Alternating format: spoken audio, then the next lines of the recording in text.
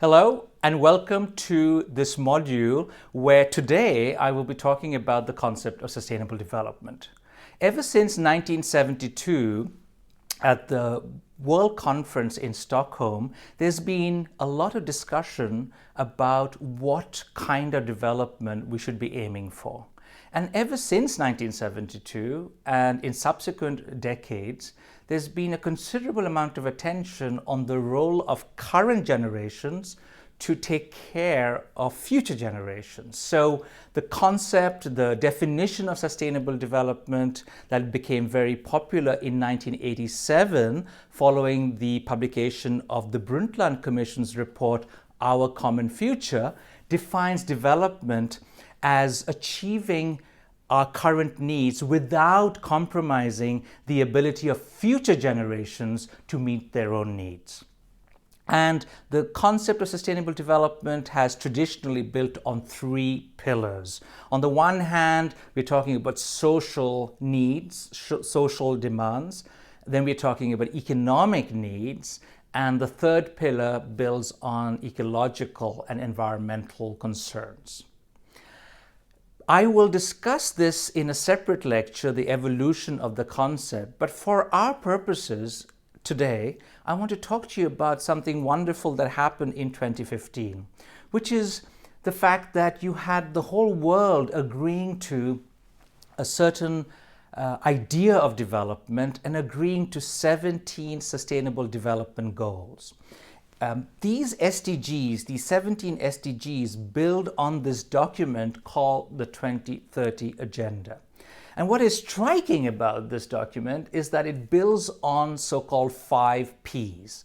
We're talking about people, talking about planet, about prosperity, about peace, and partnerships. The whole idea in 2015 was to build on the relatively successful record of the Millennium Development Goals, or the MDGs.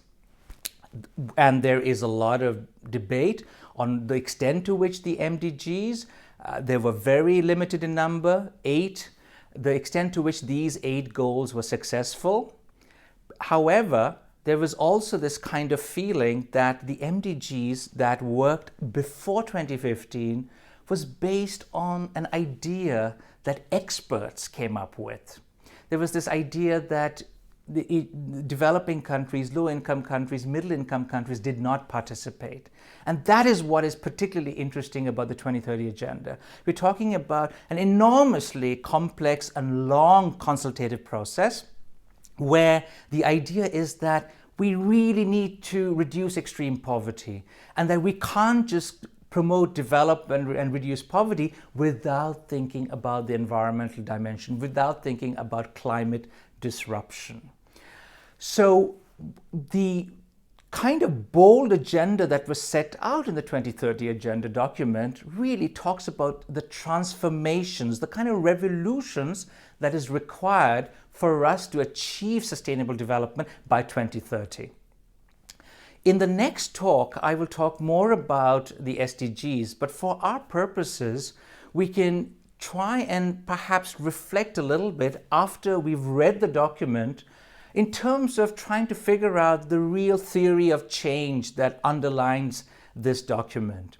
We're talking about all countries taking part in this international endeavor.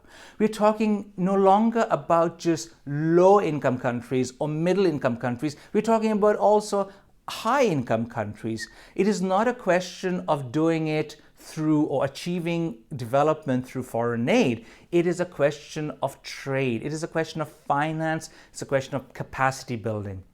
The whole premise of the 2030 Agenda is that rich countries too have challenges and that development is not something that we're talking about in other parts of the world, but it also has implications in affluent parts of our world. So we're talking about partnerships not just between governments and international organizations, but also with civil society, academia, NGOs, we're talking about media, we're talking about private sector actors that are seen to be crucial. So to give you just a brief summary, in 2015, this 2030 Agenda really set the stage for for an ambitious idea of sustainable development. And in this module, we will be discussing further the extent to which these goals and aspirations are achievable.